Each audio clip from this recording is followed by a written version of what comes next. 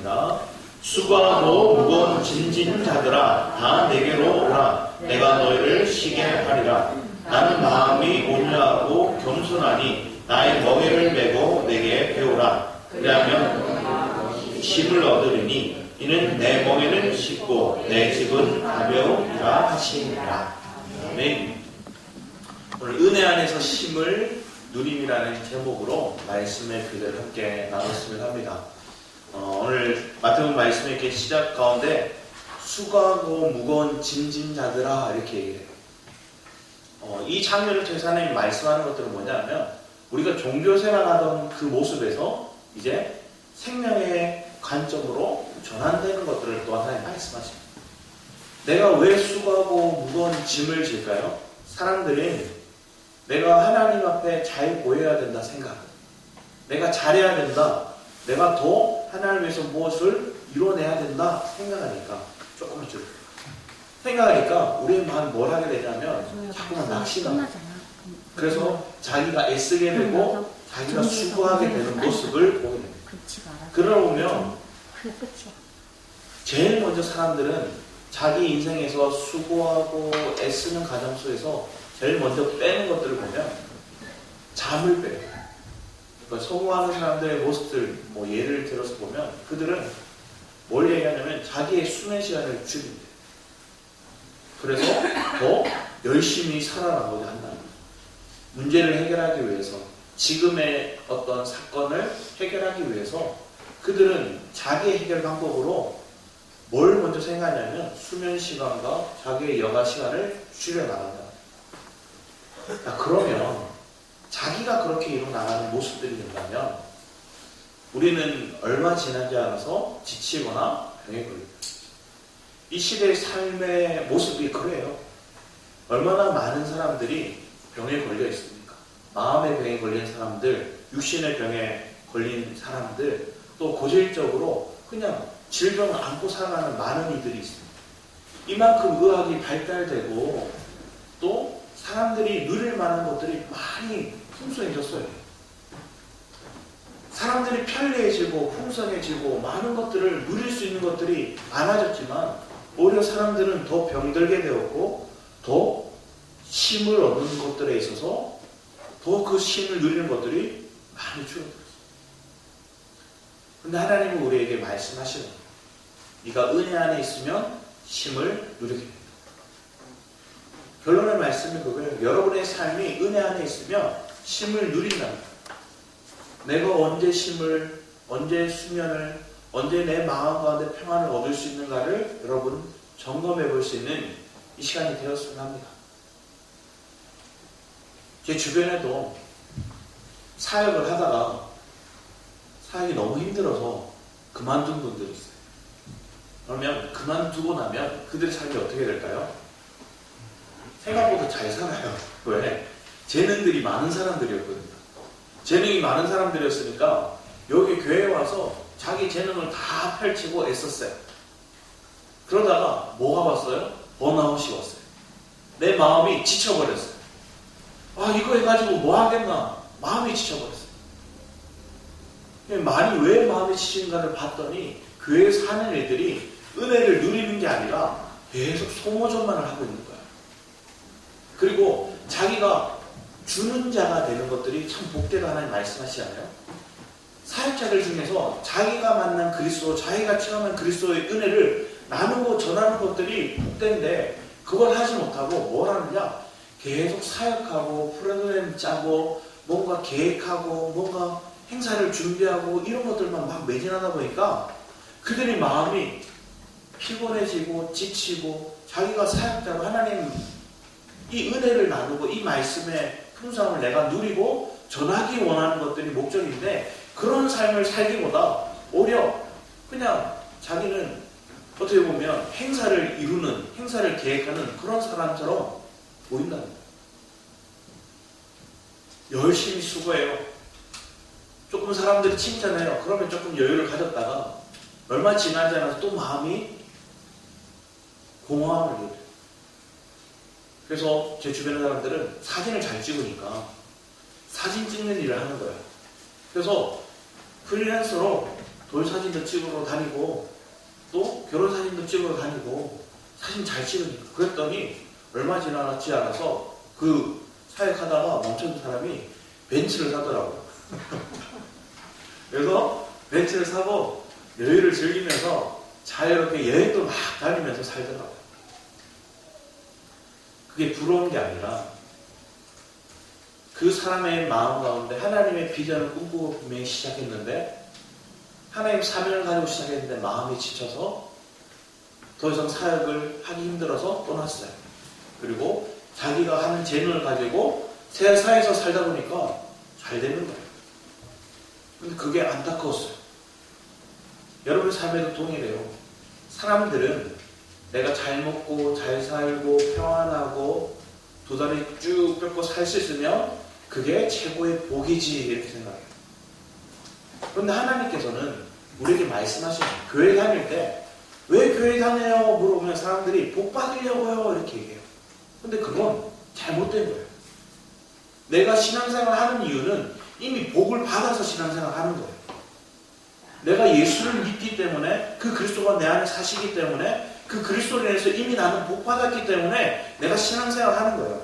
내가 복을 받기 위해서는 신앙생활 합니다 하는 것들은 그 바탕이 뭐가 있느냐? 종교생활, 내가 수고하고 애써서 주님 앞에 잘 보여서 주님 앞에 뭔가 드려서 하나님 내게 축복을 주시면 내가 이 땅에서 잘 먹고 잘 살고 누리고 두 다리 쭉 뻗고 살아야지 이런 마음입니다.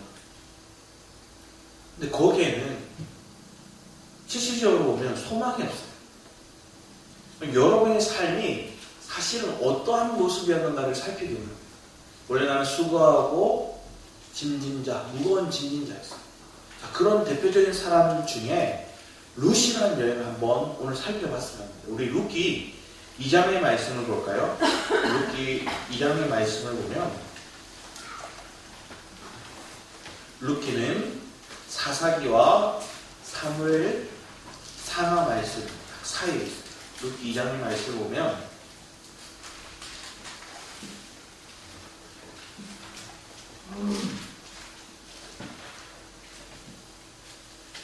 2절 말씀을 먼저 볼까요? 룻기 2장 2절 말씀을 먼저 함께 봤으면 합니다. 룻기 2장 2절 같이 함께 읽겠습니다. 시작. 모압 여인 룻이 나오미에게 이르되 원하건대 내가 밭으로 가서 내가 누구에게 은혜를 입으면 그를 따라서 이삭을 주겠나이다 하니 나오미가 그에게 이르되 내 따라 갈지어다 하네. 이렇게 오늘 삶 가운데 어떤 일이 있었냐면 하나님께서 이 룻기에 나오는 나오미는 시어머니거든요. 그리고 룻은 모압 여인으로서 며느리입니다. 그런데 이 나오미가 엘리멜렉의 가정이 하나님이 있으라고 한 이 이스라엘 땅이 있는 게 아니라 어려움이 있어요. 이 땅에 문제가 있고 어려움이 있으니까 어디로 갔느냐? 모압으로 갔어요. 떠난 거예요. 여기 있는 재산 다 팔고 많은 돈을, 많은 물질을 가지고 아들 둘과 함께 떠났어요. 떠나서 그 땅에 살기 시작하는데 문제가 오기 시작하는 거예요. 아들들이 죽고 남편이 죽고 가진 재산 다 잃고 나오미는 기쁨이 사라져버렸어요. 나오미의 마음 가운데는 고통이 가득해요. 자기를 나오미는 기쁨인데 말은 고통 이런 뜻이거든요. 자기의 이름을 이제 나오미 기쁨이라 하지 말고 나를 내 인생이 고통이니까 날 말하라 이렇게 얘기해요. 그러면서 예루살렘으로 그 자기의 이스라엘 땅으로 돌아올 때 자기 두 며느리가 원래는 같이 오려고 그랬어요. 같이 오려고 하겠지만 그 중에 룻만이 끝까지 함께 따라왔어요. 따라왔으나 여전히 먹을 게 없어요. 왜? 이스라엘 땅에는 아들에게 유산이 상속돼요. 그리고 있는 것마저 다 팔고 갔어요. 왔지만 자기가 소출을 얻을 만한 땅도 없고 재산도 없어요. 이미 모압에서 다 뺏겼거든요. 다 잃어버렸거든요. 와서 할 일은 가구에 할 일은 이삭을 줍는 거예요. 나오미는 능률도 떨어졌어요. 마음의 기쁨이 사라지니까 모든 게 수동적이고 모든 게 자포자기하는 마음으로 그렇게 있을 때 룻이 먼저 얘기해요. 어머니, 제가 가부들이 이삭 죽게 하듯이 제가 가서 이삭을 죽겠습니다. 내가 수고하고 애써서 우리의 먹을 것을, 우리의 소출을 위해서 내가 그것을 가져오겠습니다 하고 허락을 맡아요. 그랬더니 가라고 얘기해요.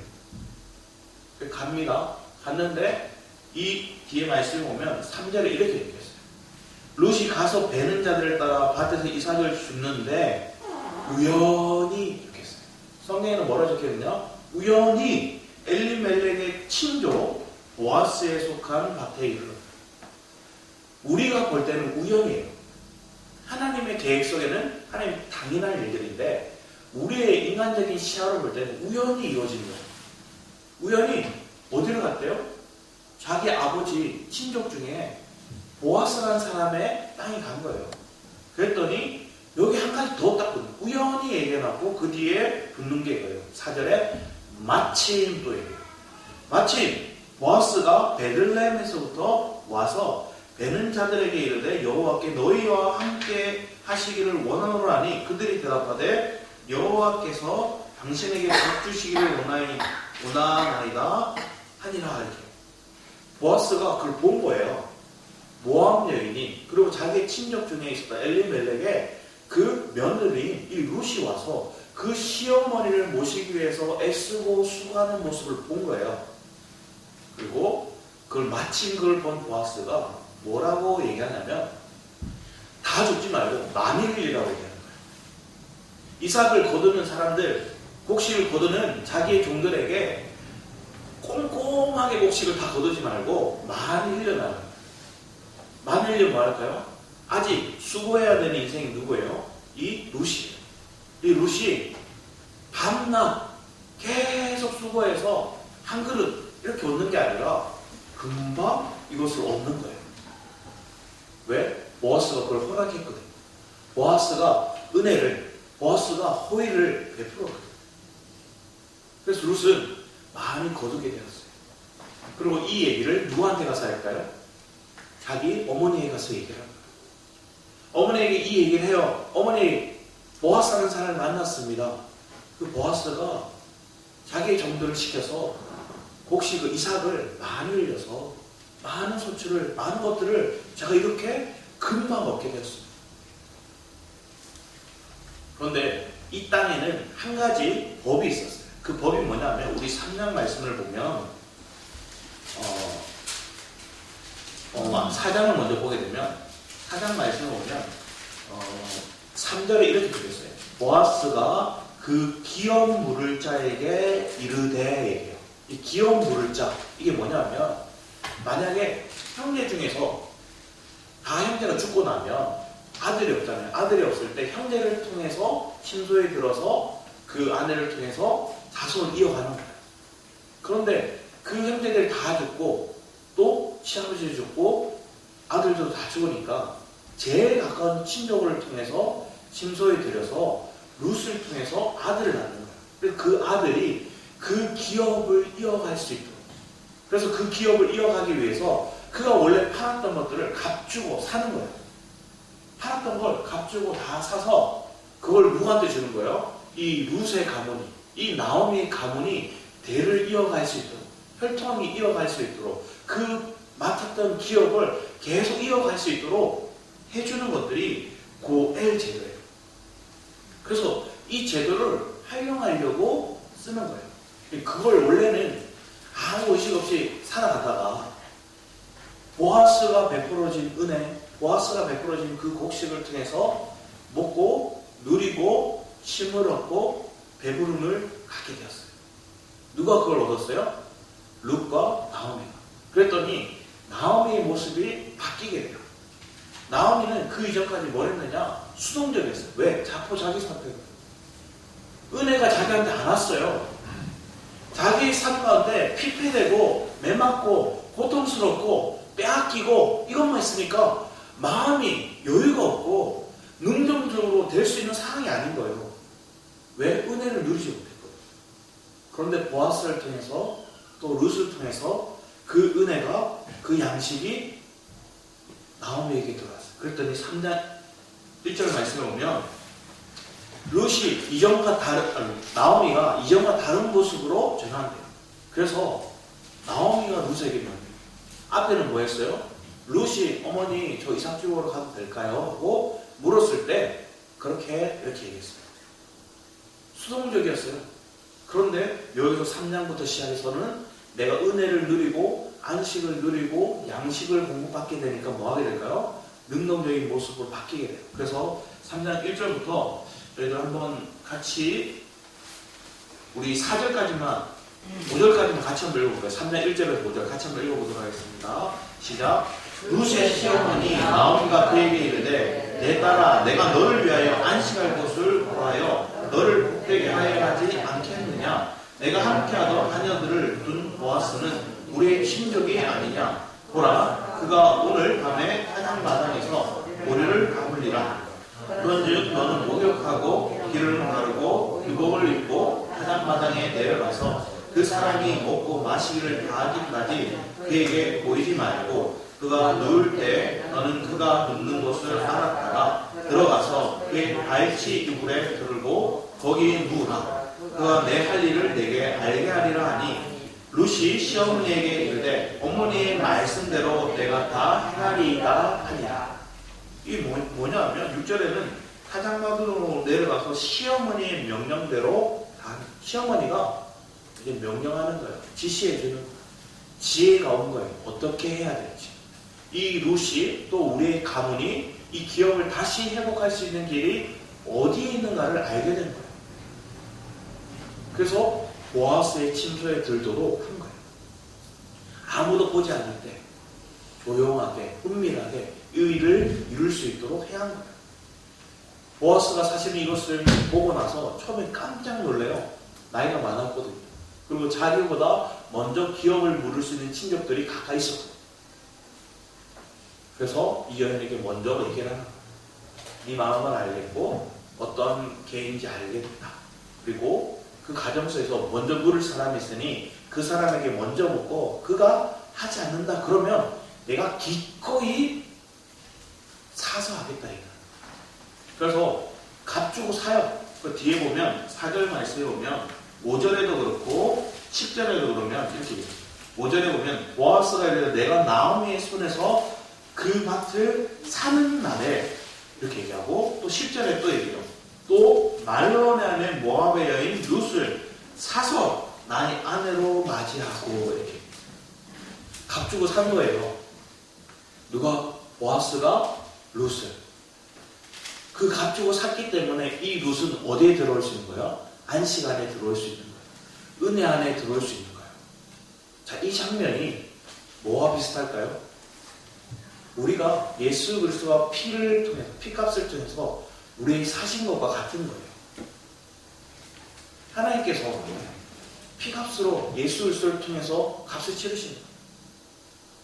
그래서 그 피값을 냈더니 기꺼이 우리를 누구에게로 인도할 수 있느냐? 하나님께로 나아갈 수 있게 한 거예요. 오늘 룻기 말씀 보면 은혜라는 단어 계속 나와요. 은혜, 은혜, 은혜, 은혜.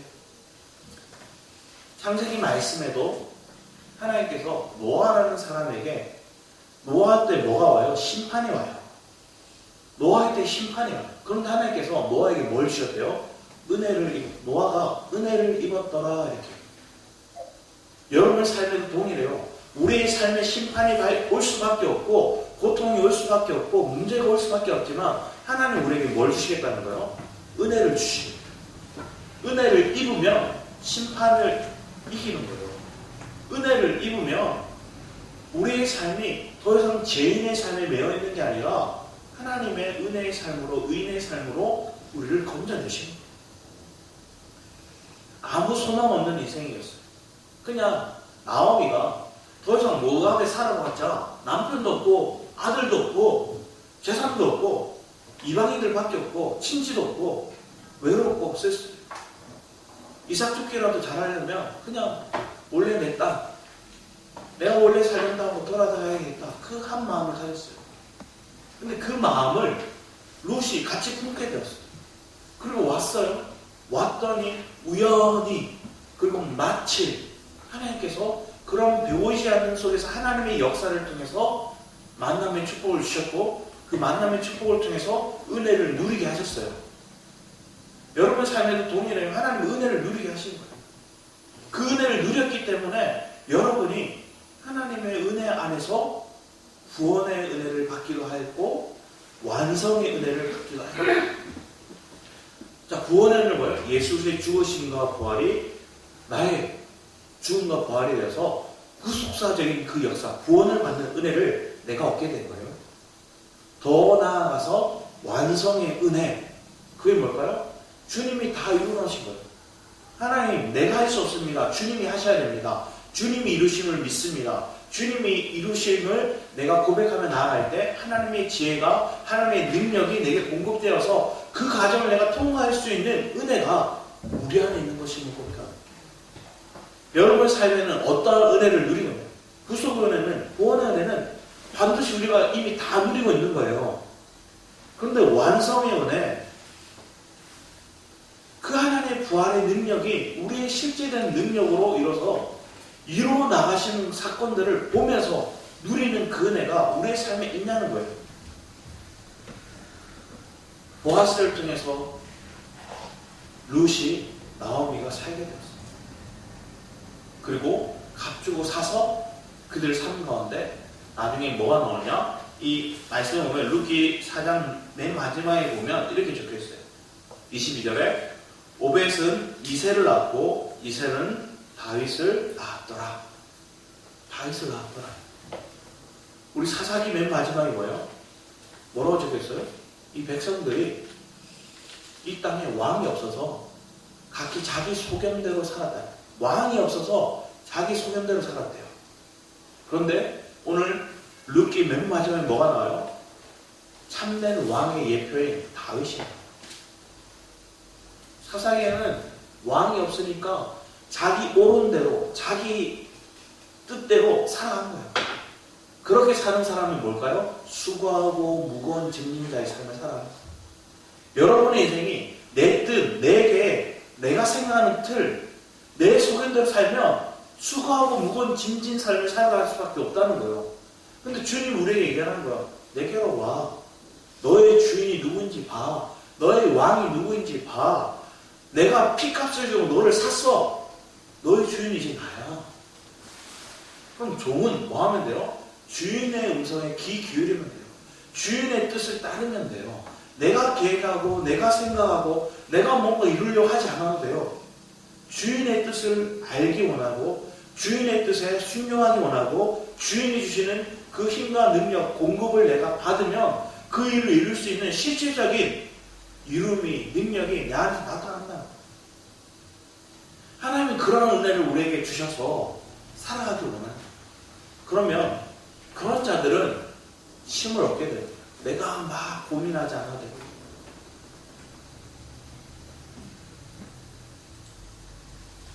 사람이 잠을 자지 못하면 어떻게 될까요? 예민해져요. 그러지 않을까요? 잠을 안 자면 사소한 일들에 막 짜증이 나오기도 하고 예민해져요. 저도 그럴 때가 있는 것 같아요. 그러면 그냥 평상시 말인데 그 말이 내게 뭐 어떤 의미일까요? 그래서 내가 어떻게 해야 되는데, 그래서 내가 뭘 해야 되는데, 그래서 내가 어떻게 하라고, 이런 감정적인 소모를 내가 하게. 왜 그러냐? 내가 힘을 얻지 못하기 때문에. 여러분이 안식하지 못하고 여유가 없으면, 여유가 없는 여러분의 삶에는 뭐가 나올 수밖에 없어요? 열매가 불만과 짜증과 아니면 비난과 저주와 누구를 탓하는 마음이 나올 수밖에 없어요. 자연스러운 거예요. 여러분이 수고하고 무거운 짐을 지고 살아가다 보면 여러분 지치게 되고 여러분 안식하지 못하게 되고 여러분의 마음은 점점 더 피폐해지고 메말라져요. 그럼 여러분들은 그런 상황이 올 때마다 누구를 찾고 있냐? 저는 인지는 잘해요. 어떤 인지를 잘하냐? 아, 내가 넘어졌다. 아, 내가 실수했다. 그러면 그때 다른 거 다 멈추고, 다른 게 바쁜 게 있더라도 다 멈추고 그냥 잠잠히 앉아있어요. 그리고 주님 불러요. 주님 또 제가 속았어요. 주님 또 제가 안식안에 있지 못했어요. 주님 또 제 마음 가운데 나도 모르게 탓하고 원망하고 내 본연의 마음 가운데 내가 짊어지고 있는 것들로 인한 무거운 그 마음들이 표출되었어요. 그러다 보니까 상대에게 아니면 내 행동 속에서 불편한 마음들이 부정적인 생각들이 이렇게 다 흘러갔어요. 하나님 그것으로 인해서 또 내가 하나님의 그리스도를 심은 게 아니라 저주를 심었네. 사망의 열매를 심어버렸네. 주님 이런 나를 하나님 주님 앞에 올려드립니다. 이렇게 모시기. 주님 제가 넘어졌어요. 주님 부족했어요. 그러다 보면 주님 먼저 제 마음한테 뭐라 하냐? 괜찮다. 그럴 수 있다. 너를 인정하라. 나의 무지와 나의 연약함을 하나님 앞에 토해놓고 그런 나의 부족함을 하나님 앞에 의탁해드려. 그러나 주님 앞에 또 기도하는 하나님 이러한 삶이 내 삶의 목적이 되지 않기 원합니다. 하나님 내 삶은 하나님의 영광을 위한 삶이 되기 원합니다. 주님이 피값을 주고 나를 사셨기에 내 인생은 주님의 영광을 위한 삶이 되기 원합니다. 그런데 나의 어떠함으로 내 수고로 내 노력으로는 어떠한 영광도 어떠한 열매도 맺을 수 없습니다. 주님 그래서 내 인생을 주님이 살아주세요. 내가 말하는 것들이 주님이 말하는 것들이 되게 해주세요. 주님 내가 행동하는 것들이 주님이 행동하는 것들이 되게 해주세요. 그 삶이 하나님 은혜의 삶을 고백합니다. 그 은혜가 내게 지금 부어지기 원합니다. 여러분 한번 생각해 보세요. 원망하고 탓하는 사람들, 지쳐있는 사람 가운데 그들의 모습 가운데는 은혜를 찾아볼 수 있는 거예요. 왜 그들의 삶 가운데 은혜가 없을까요? 하나님을 찾지 못했고 또 하나님 주신 은혜에 대해 우리가 반응하지 못했어요. 하나님 은혜 주셨어요. 은혜를 깨달았어요. 우리의 생각에 우연히 이렇게 생각할 수 있어요. 근데 그건 우연히가 아니에요. 하나님의 계획 속에 있는 일들이었어요. 그럼 그 하나님의 계획을 봤으면 그 은혜를 하나님 우리는 뭐 해야 돼요? 표현할 수 있어야 돼요. 표현할 수 있어요. 한번 생각해 보세요. 여러분이 누구를 이렇게 도와요. 심지어 그냥 여러분 자녀를 여러분 공급하고 있어요. 먹을 거, 입을 거, 이런 생일이 되면 선물까지 다 이렇게 공급했어요. 근데 이 자녀가 당연한 것처럼 행동해요. 뭐 그렇게 행동할 수도 있지만 오히려 더 역적이 사지고 뭐 하느냐? 더 내어놓으라고 얘기하는 거예요. 더 달라고. 이것밖에 안 해주냐고. 막 이렇게 따지는 거예요. 그러면 부모로서도 마음이 어때요? 이 변망덕한 놈. 그런 생각이 들지 않을까요? 이 은혜도 모르는. 그러면 너희들이 필요한 건 단절. 이게 귀한 걸 볼 수 있도록 주지 않는 거예요. 저희 아이들도 막 간식을 많이 먹으면 밥 먹는 게 약간 이렇게 눈에 보기에 성이 안 차요. 이렇게 떠먹는 게 막 이렇게 잘 먹어야 되는데 이렇게 한 숟갈 떠먹고 딴짓하고 한 숟갈 떠먹고 딴짓하고 그러면 간식을 이렇게 안 줘요. 그러면 밥을 엄청 잘 먹어요. 밥 먹고 밥 또 주세요 막 이렇게 얘기를 해요. 하나님이 우리의 삶에 동일한 것 같아요. 여러분의 은혜에 대한 반응이 없고 감사가 없을 때 하나님께 뭘 하세요? 약간의 단절을 주시는 거예요. 하나님이 떠나신 건 아니에요. 하나님의 손은 여전히 여러분을 향해서 이렇게 막 펼치고 있어요. 그런데 우리가 그걸 못 느끼는 거예요. 그럼 하나님은 고독하십니다. 뺏어가십니다. 잃어버리게 하십니다. 그래서 가치를 알게 하십니다. 그래서 내가 은혜가 늘 계속 있게 하려면 뭐 하면 돼요? 가치를 알고 감사하면 돼요. 감사를 아는 자에게, 그리고 그 감사를 아는 자는 뭐예요? 내게 주신 은혜를 잊지 않으리라, 내게 새기리라, 이렇게 다짐하는 거예요. 그런 사람은 은혜를 날마다 누리는 거예요. 자, 우리 말씀, 루키 말씀에 보면 또 루키 말씀에 이렇게 적혀 있어요. 어디냐면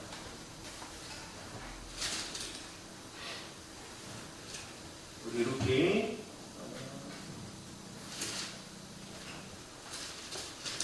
가장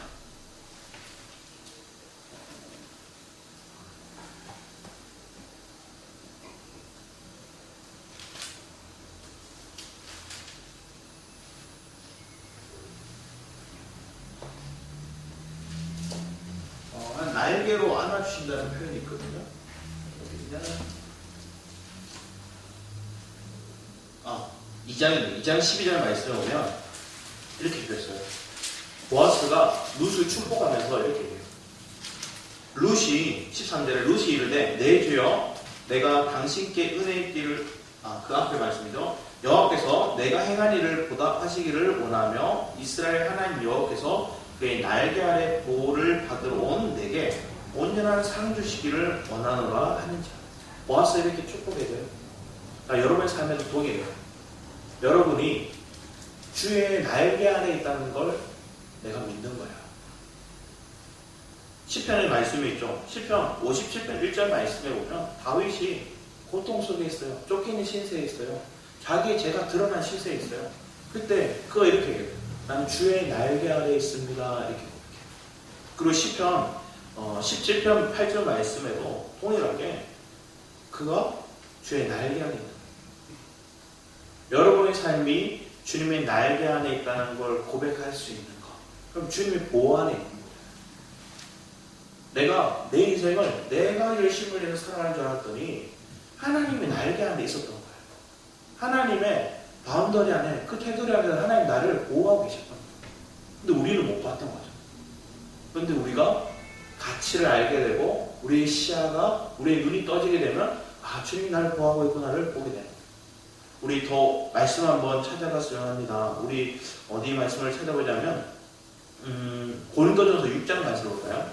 고린도전서 6장 20절 말씀을 보면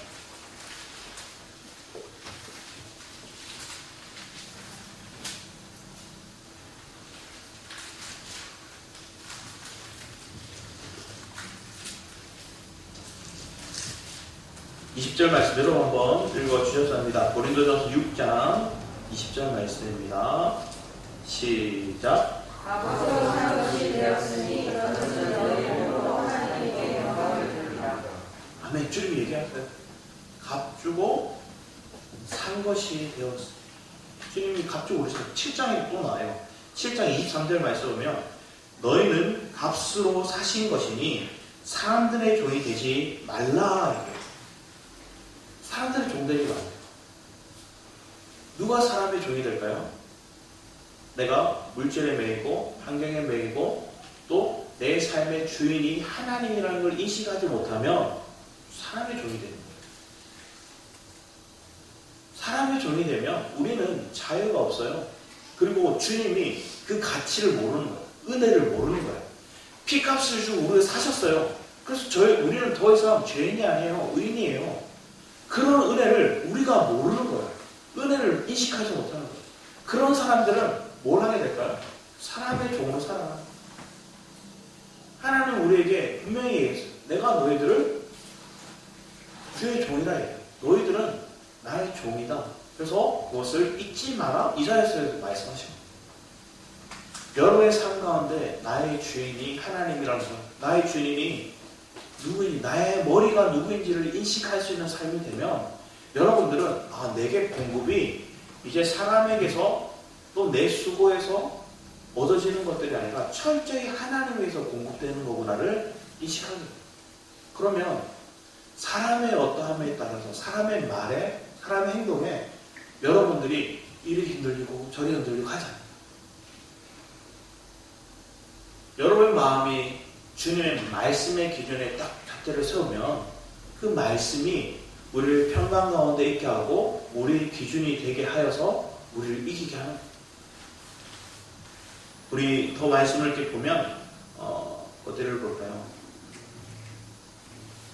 우리 나무에 이렇게 새를 이렇게 보면 새가 나뭇가지에 탁 앉잖아요. 새가 나뭇가지에 앉으면서 저 나뭇가지가 부러지면 어떡하지? 이 생각하고 새가 앉을까요? 안 앉죠. 그냥 자기는 새를 앉아요.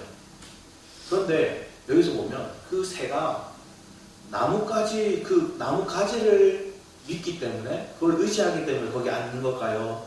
아니면 자기의 날개를 의지하면서 믿기 때문에 거기 앉을까요? 부러지더라도 자기 날개가 있으니까 떨어지지 않는 걸 아니까 아무나 가지에나 딱 앉는 거예요. 여러분 삶에도 동일해요. 내가 다른 내 외부에 있는 거, 내 밖에 있는 거, 그걸 의지하면서 그 나의 나뭇가지는 뭘까 생각하고 그걸 바라보고 거기에 의탁하고 앉아버리면 그 새는 못 날겠죠, 다시. 그런데 여러분의 날개가 뭔지를 생각합니다. 세상 사람들은 자기의 날개가 자기의 재능, 자기의 어떤 의지, 자기의 어떤 능력들을 얘기할 수도 있어요. 그런데 그게 아니라 우리의 날개는 그리스도예요. 그 그리스도가 우리의 날개가 되셔서 우리에게 함께하고 있다면 내가 어느 환경 속에 있더라도 어느 나무가지에 앉더라도 이 나무가지가 부러지는 것들로 인해서 내가 믿음이 떨어지고 걱정하고 낙심하고 침례에 빠지지 않더라. 이걸 조금 더 구체적으로 여러분 삶에 적용해서 본다면 여러분의 환경에 문제가 오고 사람의 갈등이 오고 내가 의지하던 어떤 대상, 내가 믿었던 어떤 환경들, 이게 파쇄되고 무너지는 것들로 인해서 여러분들이 두려워하고 낙심하고 나는 곤두박질 칠 거야? 이런 생각을 하지 않는다. 왜? 여러분의 날개는 그리스도입니다. 그걸 믿을 수 있는 믿음이 내 안에 있는가? 근데 그 믿음은 언제 오느냐? 하나님 철저히 그 은혜를 내게 주셔야 믿어져요. 하나님이 믿을 수 있게 되는 그리스도의 말씀이 하나님이 내게 허락하신 이 역사하심이 내가 이게 우연히 일어난 게 아니라 마침내 하나님의 역사 가운데서 내게 이루어지구나. 하나님의 때에 내 삶 가운데 이루어진 거구나. 마침 이게 내 삶에 적용되고 이루어진 거구나 하고 믿어지는 사람들이 누굴까요? 은혜를 입은 사람이 믿어져요. 여러분의 삶 가운데 그런 은혜가 계속 하나님 부어주고 있는 주의 손이 좁은 게 아니에요. 주의 손은 여전히 여러분을 향하고 있어요. 그런데 누가 가려요? 내가 가려요. 내 자아가, 내 옛사람이. 여러분의 삶에 여러분을 더 예민하게 살펴보고요. 내가 은혜 안에서 쉼을 누리는 것들이 마땅한데 왜 쉼을 누리지 못할까? 하나님은 내게 와서 쉬어, 내게 와서 마셔, 내게 와서 먹어 얘기했어요. 왜 못 먹을까? 우리 히브리서 4장을 말씀 볼까요? 히브리서 4장 10절 말씀을 보게 합니다.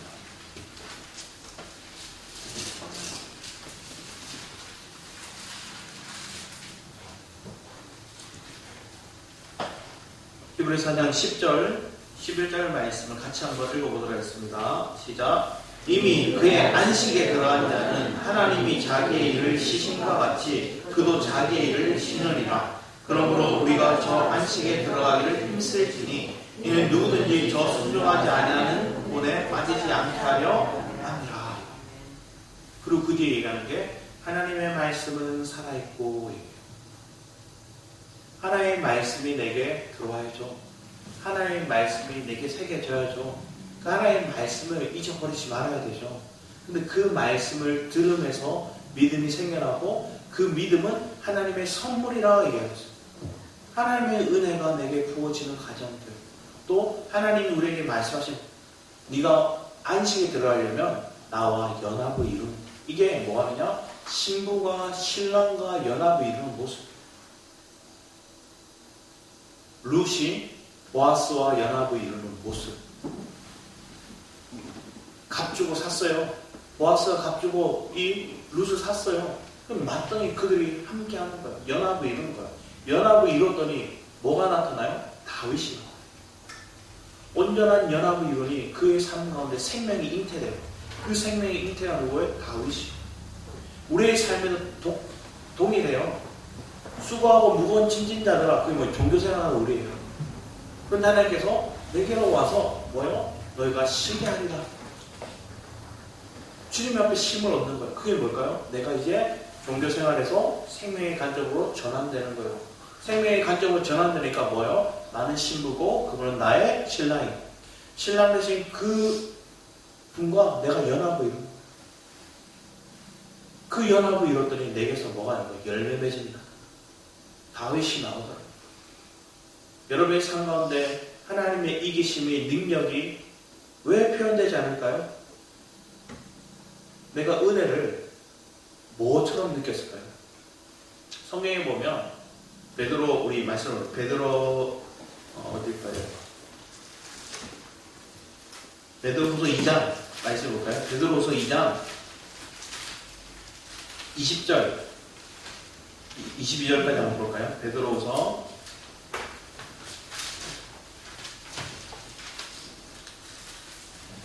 2장 20절에서 22절까지 같이 한번 읽어보겠습니다. 시작. 만일 그들이 우리 주 대신 구주 예수 그리스도를 알므로 세상의 더러움을 피한 후에 다시 그 중에 얽매이고 지면 그 낮은 형편이 처음보다 더 심하리니 의의 도를 안 후에 받은 거룩한 명령을 저버리는 보다 알지 못하는 것이 도리어 그들에게 당하니라. 속담에 이르기를 걔가 그 토하였던 것에 돌아가고 내 개가 씻었다가 더러운 구덩이로 누웠다 하는 말이 그들에게 이 말의 뜻은 개 돼지한테는 은혜를 안 준다는 거예요. 값진 걸 주지 않는다는 거예요. 누가 개 돼지예요? 앞에서 얘기했어요. 수고하고 무거운 짐진 거예요. 종교 생활하는 거예요. 율법의 메인 생활을 하는 거예요. 그 생활로 내가 다시 돌아가는 거예요. 그걸 갈라디아서 정확하게 얘기해요. 갈라디아서 5장 4절입니다. 갈라디아서 5장 4절을 다시 보면 갈라디아서 5장 4절에 제가 읽어드리겠습니다. 율법 안에서 의롭다함을 얻으려 하는 너희는 얘기하죠. 율법 안에서 의롭다함을 얻으려 하는 너희는 그리스도에게서 끊어지고 은혜에게서 떨어진 자로다. 이 사람들 누구예요? 개와 돼지예요. 개와 돼지가 이런 자예요. 오늘날 돌아와서 우리의 삶에서 통일한 거예요. 내가 애쓰고 수고하고 무거운 짐을 다시 짊어지는 거예요. 아, 하나님, 신앙생활하는 거예요. 생명의 말씀을 들었어요. 아, 이 말씀에 그리스도 사실이 맞습니다. 이렇게 살았어요. 그런데 우리가 또 뭐예요? 그런데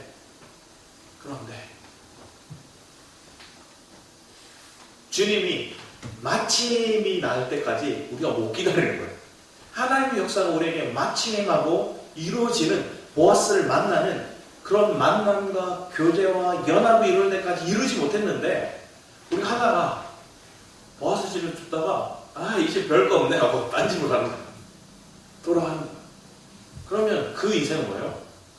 쉬지 못하고 계속 애쓰고 수고하고 무거운 짐진 삶으로 사는 거예요.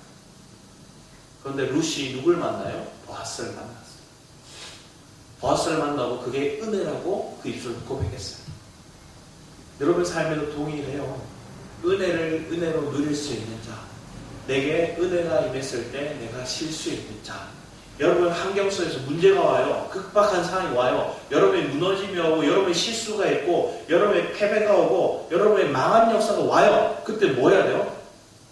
쉬어야 돼요. 어떻게 쉬느냐? 주님 앞에 잠잠히 주님 제 마음이 너무나 내 계획이 너무나 많았고 내 생각이 너무나 번민에 빠졌고 내가 애쓰고 수고했던 내가 수고하고 무거운 짐진 것들이 너무 많았습니다. 주님 이게 하나님 저도 모르게 내가 은혜에서 벗어나 개 돼지같이 살아갑니다. 주님 내 의식이 다시 은혜의 관점으로 바뀝니다. 예수 그리스도로 나를 피값으로 사셨습니다. 예수님 피값으로 사셔서 하나님께 우리를 드렸습니다. 그래서 우리는 더 이상 그런 죄에 묶인 그런 인생이 아니라 하나님 나는 의인이고 내 삶은 이기는 삶이고 내 삶은 부활의 능력에 새 사람을 입은 자의 삶을 살아가는 것들이 마땅합니다. 그런데 하나님 내가 육신의 이야기에서 자꾸만 그걸 잊어버리고 내가 속내요. 주님, 내 옛사람, 내 자아에 속지 않고 하나님 내 마음을 지켜주세요. 하나님 은혜를 내게 계속 부어줘서 하나님에 대한 속한 그 말씀을 잊어버리지 않는 자가 되게 해주세요. 그리고 잊어버리지 않는 것으로 끝나지 않고 그 잊어버리지 않는 것에 대한 은혜를 감사할 수 있는 자가 되게 해주세요. 주님, 저와 여러분의 삶 가운데 은혜에 대한 쉼을, 안식을 누르셨다면 그 안식에 대한, 그 쉼에 대한 여러분의 감사의 표현이, 감사의 간증이, 감사의 찬양이 우리 안에 있기 원합니다. 철저히 이 은혜는 우리 말씀을 이렇게 마지막으로 한번 찾아봤으면 하는데 어디를 볼까요? 에베소서 1장입니다. 에베소서 1장 6절, 7절 말씀 한번 읽어볼까요? 6절, 7절입니다. 에베소서 1장 6절, 7절입니다. 시작. 이는 그가 사랑하시는 자 안에서 우리에게 거저 주시는 바 그의 은혜의 영광을 찬송하게 하려는 것이라. 우리는 그리스도 안에서 그의 은혜의 풍성함을 따라 그의 피로 말미암아 속량 곧 제사함을 받았느니라. 값주고 사셨대요. 그리고 우리에게 뭐 하셨대요? 거저 주셨대요. 계시록 말씀에도 보면 하나님이 뭐라고 얘기하면 하나님께서 우리에게 은혜에 속해 값없이 우리에게 계속 공급하신 거예요. 값없이 마시게 하고 먹게 하고 누리게 하신대요. 여러분이 주시는 이 은혜는 값없이 주는 거예요. 그런데 이게 값없는 게 아니에요. 주님은 엄청난 희생을, 피값을 치르고 그걸 얻으신 거예요. 근데 그걸 우리에게 공짜로 준 거예요. 그러니까 우리가 그걸 거저받으니까 잘 인식하지 못하는 그 가치를. 그래서 그 가치를 알기 위해서 하나님께 또 뭐 하셨어요? 잠시 뺏어가시기도 하고 없는 것처럼 느끼게 하고 실패도 경험하게 하셨다. 그럼 그럴 때마다 우리는 뭐 하면 돼? 은혜의 보좌로 나아간 주님 부르는 거예요. 잠시 쉬는 거야. 잠시 앉는 거야. 저는 막 마음이 불안할 때 혼자 있어야 될 것 같은데, 혼자 기도해야 될 것 같은데 없으니까 어디로 가냐면 화장실로 가요. 변기에 앉아서 잠시 이렇게 눈을 감고 주님 부르는. 그리고 나 혼자 앉아있는 자리에 있으면 잠시 또 앉아서 주님 불러요. 그러고 보면 내가 해결하려고 하면 해결이 안 되는데 주님이 해결하시면 마침 역사가 여러 개 성공됐어요. 나는 우연이라 생각했는데 주님은 마침 그 역사를 이루시고 그런 은혜를 날마다 누리고 그런 은혜의 쉼을, 그런 안식이 주님과 연합 안에서 온전히 이루어질 수 있다는 걸 우리가 믿고, 그러기 위해서 날마다 주야로 은혜 안에 속한 우리의 삶을 입술로 고백하고 믿음으로 고백할 수 있는 저와 여러분의 삶이 되기를 고백합니다. 기도하도록 하겠습니다.